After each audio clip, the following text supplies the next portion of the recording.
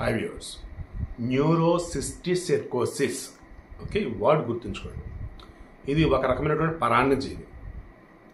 మన దేహంలో డిఫరెంట్ ప్లేసెస్లో గుడ్లు పెట్టేసి చెప్తుంటే ఇది ఎలా ఉంది. ఫస్ట్ థింగ్ ఏదైనా తింటూ ఉంటే దయచేసి మీరు ఈ వీడియో తర్వాత చూడండి, తినేటప్పుడు ఈ వీడియో చూడండి ప్లీజ్. ఓకేనా? ఏంటి అసలు ఇది? థయామిన్ అని చెప్పి మన బాడీకి అవసరమైనది మిగతా వాటితో పోల్చితే పంది మాంసంలో ఎక్కువ ఉంటుంది.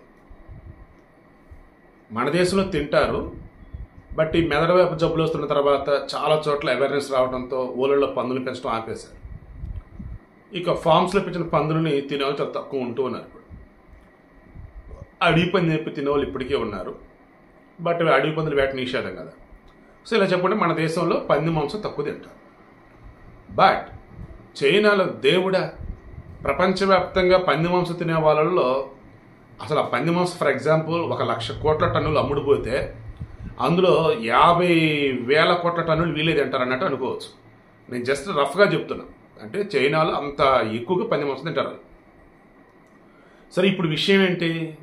ఈ న్యూరోసిస్టిసెర్కోసిస్ అనే పరాన్నజీవి గుడ్లు పెట్టింది మన బాడీలో, మన దేహాన్ని మొత్తం దాని ఇష్టం తినేస్తూ ఉండేది. బాబు ఎందుకు చెప్తున్నాను ఏంటి అంటే, సరిగా ఉడకనటువంటి పంది మాంసం తిన్నట్టయితే కొంతమందికి ఇది ఒక బ్యాడ్ హ్యాబిట్. మేబీ వాళ్ళు మనుషులు తినే బ్యాచ్ పూర్వజన్మలో.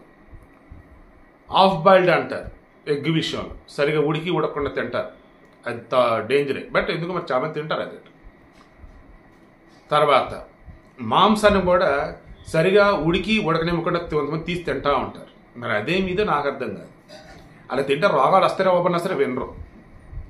అలా చైనాలో ఎక్కువ తింటూ ఉంటారు ఉడికి ఉడకకుండా. అమెరికాలో కూడా అట్లా తింటారు.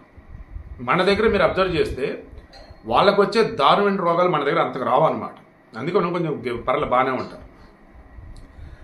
ఎందుకు ఏంటో బాగుంటే మన వాళ్ళు గట్టిగా ఉడికిస్తారు. మన వంటలు ఏవైనా సరే గుర్తుంచుకోండి, ద బెస్ట్ వేలో ఉడికిచ్చిన తర్వాత మన వాళ్ళు తింటారు.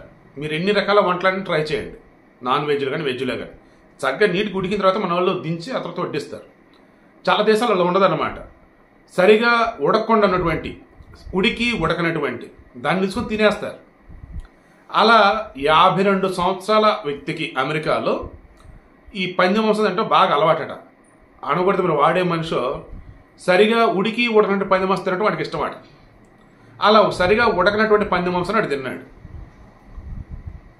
తర్వాత వాడికి ఎందుకో బాగా తలలో నొప్పి వస్తుంది, తర్వాత తిరుగుతున్నట్టు కనిపిస్తుంది, మిగతాదంతా బాగానే ఉన్నట్టుంది. వెళ్ళాడు, డాక్టర్లు స్కాన్ చేశారు. దెబ్బకి షాక్ డాక్టర్లు. తలలో ఈ న్యూరోసిస్టిస్ పదం ఏదో చెప్పేదా గుర్తు రావట్లా, న్యూరోసిస్టిసెర్కోసిస్ రైట్. ఆ పరాన్నజీవి గుడ్లు పెట్టింది. అది ఇక పొదిగిందా అబ్బో మొత్తం ఇక మెదడంటే పురుగులే. ఇంకా వాడు ఏ క్షణం చేస్తాడు.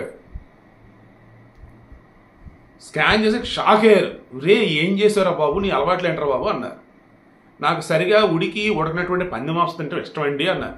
ఒరే దరిద్రుడా, అలా తింటే ఇది ఎలానే పురుగులు వస్తాయిరా తలలో అండ్ శరీరంలో ఎక్కడ పడితే అక్కడ ఈ న్యూరోసిస్టిసెర్కోసిస్ అనే పరాన్నజీవి స్ప్రెడ్ అయిపోయి గుడ్లు పెట్టితే పొడిగిందంటే పురుగులు వచ్చేస్తారా, నువ్వు మనిషి బతికుండగా చస్తారా నాయన అని చెప్పింది. మరి ఇప్పుడు ఏం చేయాలి?